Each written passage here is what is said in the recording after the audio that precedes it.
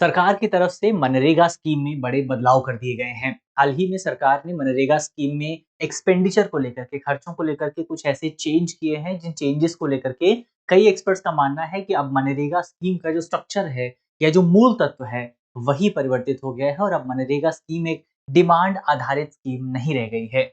इसका क्या मतलब है, आज इस वीडियो में हम इसी विषय को डिटेल से समझने वाले हैं। तो चलिए वीडियो की शुरुआत करते हैं। सबसे पहले जैसे कि हमारी प्रैक्टिस रही है कि हम अपनी वीडियो हमेशा एक सवाल के साथ शुरू करते हैं।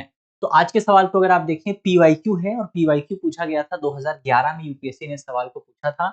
सीधा सा सवाल है, सिंपल सा सवाल है कि निम्नलिखित में से कौन महात्मा गांधी राष्ट्रीय ग्रामीण रोजगार गारंटी अधिनियम से लाभान्वित होने के पात्र हैं। हमारे ऑप्शन है, ऑप्शन ए कोई केवल अनुसूचित जाति और अनुसूचित जनजाति परिवारों के वयस्क सदस्य। ऑप्शन बी बीपीएल यानी कि बिलो पॉवर्टी लाइन के परिवारों के वयस्क सदस्य। ऑप्शन सी सभी पिछड़े समुदायों के परिवारों के वयस्क सदस्य। और ऑप्शन डी किसी भी परिवार के वयस्क सदस्य। तो इसका सही जवाब क्या होगा वो आपको जल्दी से कमेंट बॉक्स में बताना है। बहुत आसान सा सवाल है और इसका जवाब हम वीडियो में भी देखने वाले हैं। तो चलिए वीडियो की शुरुआत करते हैं। सबसे पहले देखते हैं कि हमारी खबर यहाँ पर क्या निकल करके आई है और क्या कुछ चेंजेस आपको मनरेगा स्कीम में देखने को मिले हैं। तो हाल ही में वित्त मंत्रालय ने पहली बार महात्मा गांधी राष्ट्रीय ग्रामीण रोजगार गारंटी योजना पर वित्तीय वर्ष 2025-26 की जो पहली छमाही के लिए की गई है, यानी कि पहले 6 महीने जो हैं, उनके लिए खर्च की सीमा सरकार की तरफ से तय कर दी गई। तो फर्स्ट हाफ ईयरली जो है, उसके लिए सरकार की तरफ से खर्च की जो सीमा है वो तय कर दी गई है। कुल आवंटक आवंटन का 60% हिस्सा जो है, यानी कि हर एक राज्य कुल आवंटन का 60% हिस्सा। और अगर आप पूरे भारत के लेवल पर देखें तो पूरे भारत के लेवल पर बेसिकली आपका 51,600 करोड़ रुपए जो हैं, इस पूरी मनरेगा स्कीम के तहत खर्च करने की अनुमति दी गई है। क्योंकि इस पूरी स्कीम का इस बार का जो वार्षिक बजट है वो 86,000 करोड़ रुपए के आसपास है, जिसका जो 60% हिस्सा है वो होता है आपका 51,000 करोड़ के आसपास। इसके अलावा तो अब आप कह सकते हैं कि योजना जो है मंथली या क्वार्टरली एक्सपेंडिचर प्लान के अंतर्गत आ गई है, जिसे अब तक बेसिकली इस मनरेगा स्कीम को इसके अंतर्गत नहीं माना जाता था। लेकिन अब मनरेगा स्कीम को भी वित्त मंत्रालय ने इस पूरा जो एक्सपेंडिचर प्लान है इसके अंतर्गत शामिल कर दिया है। इसका मतलब क्या है, अभी हम डिटेल से आगे समझने वाले हैं। और कई जानकारों का कहना है कि इसकी वजह से, इस पूरे मेथड के अंदर आने की वजह से मनरेगा स्कीम अब मांग आधारित योजना नहीं रह गई है, डिमांड आधारित स्कीम नहीं रह गई है, बल्कि इसका नेचर जो है वो चेंज हो चुका है। डिमांड आधारित स्कीम होने का मतलब ये था कि मनरेगा में कहा गया है कि अगर आप सरकार से काम की डिमांड करते हैं तो फिर सरकार के लिए जिम्मेदारी है कि सरकार आपको काम प्रदान करे। यानी कि जब आप डिमांड करेंगे सरकार तब आपको काम प्रदान करेगी। लेकिन अब क्या है, मान लीजिए यहाँ पर सरकार ने जो है बजट डिसाइड कर दिया है कि 51,000 करोड़ रुपए ही आप खर्च कर सकते हैं। मान लीजिए ये पैसे खर्च हो जाते हैं और उसके बाद भी डिमांड आती है, तो फिर उस डिमांड को तो पूरा नहीं किया जा सकता, क्योंकि पैसों की लिमिट तो यहाँ पर तय कर दी गई है। इसीलिए कहा जा रहा है कि अब इसका जो नेचर है वो चेंज हो गया है और अब ये डिमांड आधारित स्कीम जो है नहीं रह गई है। इसके अलावा अगर आप देखें तो सरकार ने अभी तक कितना खर्च कर दिया है, तो डेटा ये बताता है कि 8 जून 2025 तक सरकार की तरफ से 24,485 करोड़ रुपए खर्च कर दिए गए हैं, जो कि कुल बजट का लगभग 28.47% के आसपास है। और अभी भी आप कह सकते हैं कि आधे से ज्यादा पैसा जो है वो बचा हुआ है। तो ये ओवरऑल कुछ इंपॉर्टेंट पॉइंट हमने इस पूरी खबर में देखे कि खबर में क्या निकल करके आए हैं। अब थोड़ा-सा इस योजना के बैकग्राउंड को देख लेते हैं, मनरेगा के बैकग्राउंड को देख लेते हैं। तो एमजी नरेगा स्कीम जो है, इसकी शुरुआत भारत में साल 2006-7 में आपको देखने को मिली थी और शुरुआत में इसको भारत के 200 जिलों में शुरू किया गया था। तो भारत के 200 जो सबसे ज़्यादा पिछड़े हुए जिले थे, उनमें इस पूरे स्कीम को शुरू किया गया था। बाद में 2007-8 में इसे 130 और जिलों में विस्तारित कर दिया गया और 2008-9 में इस स्कीम को पूरे भारत में लागू कर दिया गया। ये योजना ग्रामीण भारत में कम से कम 100 दिन की गारंटीकृत मजदूरी का प्रावधान जो है करती है।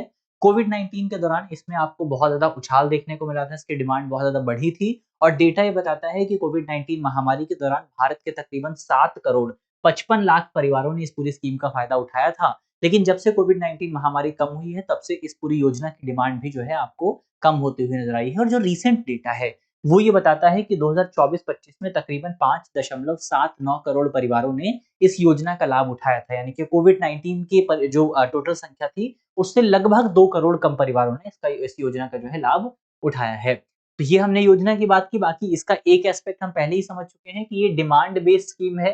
डिमांड बेस्ड स्कीम होने का मतलब ये है कि जब आप सरकार से काम की डिमांड करते हैं तो ये सरकार की रिस्पॉन्सिबिलिटी है कि सरकार आपको काम प्रदान करे अगर आप पहले ही 100 दिन काम नहीं कर रहे हैं। तो अगर आपने 100 दिन काम कर लिए हैं तो फिर अनिवार्य नहीं है, लेकिन अगर आपने 100 दिन काम नहीं किया है तो अगर आप काम की डिमांड करते हैं तो सरकार की ज़िम्मेदारी है कि सरकार आपको काम प्रदान करे। और अगर सरकार काम प्रदान नहीं करती है तो इसमें फिर आपका जो बेरोज़गारी भत्ता है वो भी दिए जाने का प्रावधान किया गया है कि आपको पैसे भी दिए जाएँगे अगर सरकार आपको काम नहीं दे पाती है। तो ये कुछ इम्पोर्टेंट पॉइंट हमें इस स्कीम के बारे में पता होने चाहिए। अब हम बढ़ते हैं आगे और जो नया स्ट्रक्चर यहाँ पर पेश किया गया मनरेगा को जो एमईपी और क्यूईपी के तहत शामिल किया गया है, इसका क्या मतलब है? तो एमईपी की फुल फॉर्म हमने देख ली है मंथली एक्सपेंडिचर प्लान और क्यूईपी की फुल फॉर्म है क्वार्टरली एक्सपेंडिचर प्लान। हैं क्या दोनों? इसको थोड़ा-सा अगर हम समझने की कोशिश करें तो मंथली एक्सपेंडिचर प्लान और क्वार्टरली एक्सपेंडिचर प्लान बेसिकली वित्त मंत्रालय का एक मैकेनिज्म है, जिस मैकेनिज्म के माध्यम से भारत में अलग-अलग जो डिपार्टमेंट सरकारी खर्च करते हैं, उसको कंट्रोल करने और उसको बेहतर तरीके से रेगुलेट करने की कोशिश की जाती है। इसको भारत सरकार की तरफ से, वित्त मंत्रालय की तरफ से 2017 में लागू किया गया था और क्या है ये? खर्च नियंत्रण तंत्र है, यानी कि एक्सपेंडिचर कंट्रोल मैकेनिज्म है, जिसको 2017 में लॉन्च किया गया था। इसको लॉन्च किया गया था ताकि मंत्रालयों द्वारा नकदी प्रवाह का प्रबंधन ढंग से किया जा सके, बेहतर तरीके से किया जा सके और अनावश्यक उधारी से बचा जा सके। यानी कि भारत के जो अलग-अलग डिपार्टमेंट हैं, उनको उनका जो खर्च होता है, उस खर्च को हम बेहतर ढंग से मैनेज कर सकें ताकि पैसा बेहतर मैनेज हो। बेसिकली आप इसी लिहाज से इसको समझ सकते हैं। अब जब इस स्कीम को 2017 में शुरू किया गया था, तो उस समय बेसिकली भारत सरकार की जितनी भी स्कीम्स थी, उन सबको इसके अंतर्गत शामिल कर दिया गया था, केवल एक स्कीम को छोड़ कर के और वो एक स्कीम थी आपका एमजी नरेगा। इसको क्यों इसके अंतर्गत नहीं रखा गया था? क्योंकि उस समय ये डिमांड थी, उस समय ये माना जा रहा था कि ये क्या है आपका माँग आधारित योजना है, डिमांड आधारित योजना है और अगर हम इसके अंतर्गत इसको शामिल कर देते हैं, इसके अंतर्गत शामिल कर देते हैं मनरेगा को, तो इसकी वजह से आपका इसका जो नेचर है वो चेंज हो जाएगा।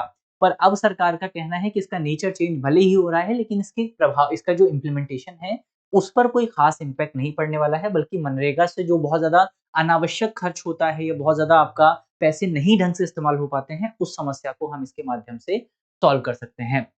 इसके अलावा अब इसे भी बेसिकली अन्य योजनाओं की तरह निश्चित जो आपकी त्रैमासिक, मासिक खर्च सीमा है उसमें बाँध दिया गया है। इसमें होता क्या है बेसिकली इस पूरी ये जो मैकेनिज़्म है आपका, इसमें होता ये है कि जो भी आपका मंत्रालय है, जो भी आपका डिपार्टमेंट है, उसको वित्त मंत्रालय की तरफ से एक लिमिट दी जाती है। जैसे मान लीजिए आपका 1 महीने की लिमिट यहाँ पर तय कर दी गई है। तो मान लीजिए कोई स्कीम है, स्कीम ए, तो स्कीम ए के लिए टोटल जो खर्चा है वो ₹100 तय किया गया है। तो अब ₹100 या आप कह सकते हैं ₹120 तय किया गया है। तो ₹120 मान लीजिए खर्चा तय किया गया है, तो अब वित्त मंत्रालय क्या करेगा कि इस डिपार्टमेंट के लिए ये तय करेगा कि आपका जो पहला महीना है, उसमें आपको कम से कम ₹10 खर्च करने ही हैं।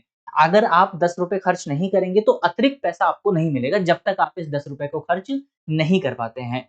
सबसे पहले आपको ये ₹10 खर्च करने पड़ेंगे, तभी आपको अतिरिक्त पैसा प्राप्त होगा। मान लीजिए आप पहले महीने में ₹10 खर्च कर लेते हैं, फिर दूसरे महीने में आपको कहा जाएगा, फिर आपको ₹10 मिलेंगे। फिर आपसे कहा जाएगा, जब आप ये ₹10 खर्च करेंगे, तो आपको तीसरे महीने में ₹10 प्राप्त होंगे।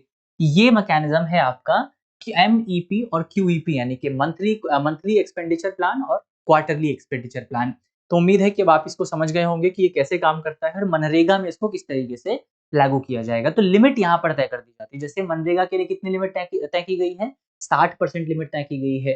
तो इस तरीके से लिमिट जो है कौन तय करता है? वित्त मंत्रालय तय करता है। तो इस योजना को मनरेगा को इम्प्लीमेंट करने वाले डिपार्टमेंट कौन-सा है? वो है आपका ग्रामीण विकास मंत्रालय।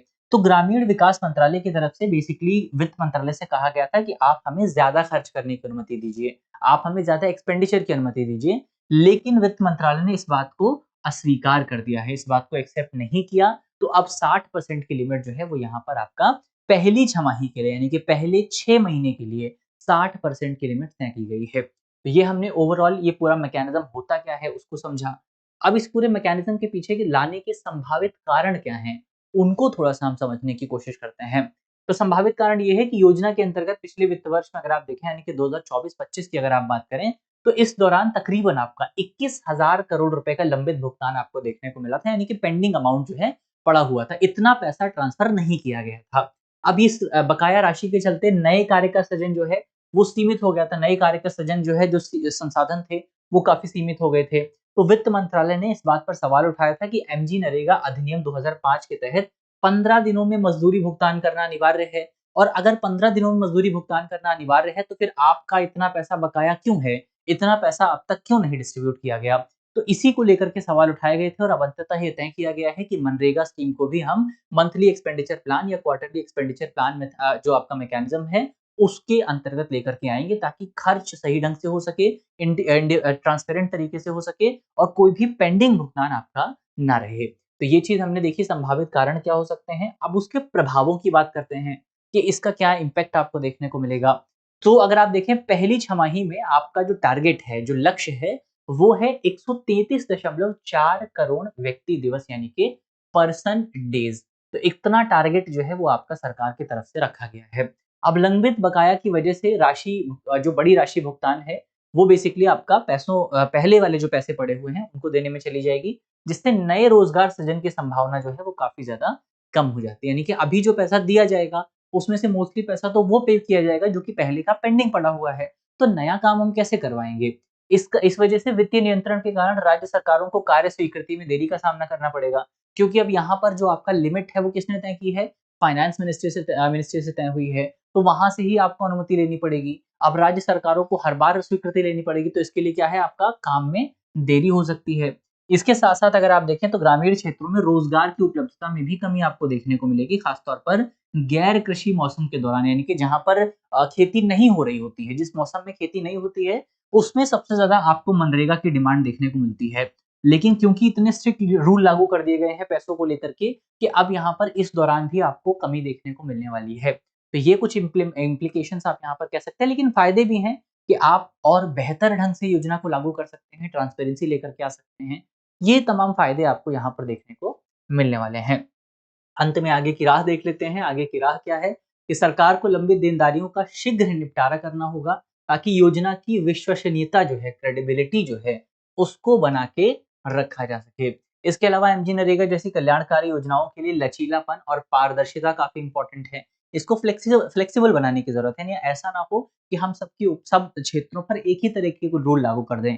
हमें ग्राउंड लेवल पर थोड़ी फ्लेक्सिबिलिटी देने की भी ज़रूरत है। और इसके साथ-साथ पारदर्शिता तो लाना ही चाहिए, ताकि लोगों को पता रहे कि वो जो पैसा जो भी इस्तेमाल हो रहा है, वो कहाँ इस्तेमाल हो रहा है, कैसे इस्तेमाल हो रहा है, कोई पेंडिंग अमाउंट तो नहीं है। तो इस सब की जानकारी जो है वो आधिकारिक तौर पर मौजूद होनी चाहिए। इसके अलावा ग्रामीण विकास मंत्रालय को राज्यों के साथ कोऑर्डिनेशन बढ़ाना चाहिए, ताकि कार्यों की योजना समय पर पूरी हो सके। तो स्टेट, क्योंकि अंतिम में इम्प्लीमेंट करने का काम कौन कर रहा है? स्टेट कर रहे हैं। तो फिर आपका जो ग्रामीण विकास मंत्रालय है, उसको कोऑर्डिनेट करना चाहिए स्टेट्स के साथ, ताकि योजना को बेहतर ढंग से लागू किया जा सके। इसके अलावा भविष्य में ऐसे खर्च नियंत्रण जो निर्णय डेटा आधारित और ग्राउंड रियलिटी के आधार पर लिए जाएँ, तो ये चीज़ इम्पोर्टेंट सुनिश्चित करना काफ़ी ज़रूरी है कि जो भी हम डिसीजन लें, वो डिसीजन डेटा पर आधारित हो, वो डिसीजन ग्राउंड रियलिटीज़ पर आधारित हो, और केवल एसी कमरों में बैठ कर के पॉलिसी ना बनाई जाए, बल्कि ग्राउंड लेवल पर क्या चीज़ें चल रही हैं, उसके बारे में भी हमारे पास जानकारी मौजूद होनी चाहिए। तो ये कुछ इम्पोर्टेंट बातें यहाँ पर आगे की राह में हमको देखने को मिली। अब अंत में इसका सवाल का सही जवाब जो है वो आपको कमेंट बॉक्स में बताना था, कि इस सवाल में जो आपसे पूछा गया था कि एमजी-नरेगा के तहत कौन लोग पात्र हैं? तो उम्मीद है आप इस सवाल का जवाब जानते हैं कि कौन इसके अंतर्गत पात्र है। इसका जवाब आपको कमेंट बॉक्स में जल्दी से बताना है। तो यही इसी नोट के साथ करते हैं अपनी वीडियो को समाप्त। उम्मीद है वीडियो आपको पसंद आई होगी। अगर आपको वीडियो अच्छी लगी है तो वीडियो को लाइक कीजिएगा, शेयर कीजिएगा अपने दोस्तों के साथ, अपने साथियों के साथ। मिलते हैं आपसे अगली वीडियो में, तब तक के लिए अपना ख्याल रखिए, ध्यान रखिए, पढ़ते रहिए। धन्यवाद। डियर व्यूअर्स, अपने एग्जाम की तैयारी को और बेहतर करने के लिए हमारे चैनल को लाइक, शेयर और सब्सक्राइब करना न भूलें।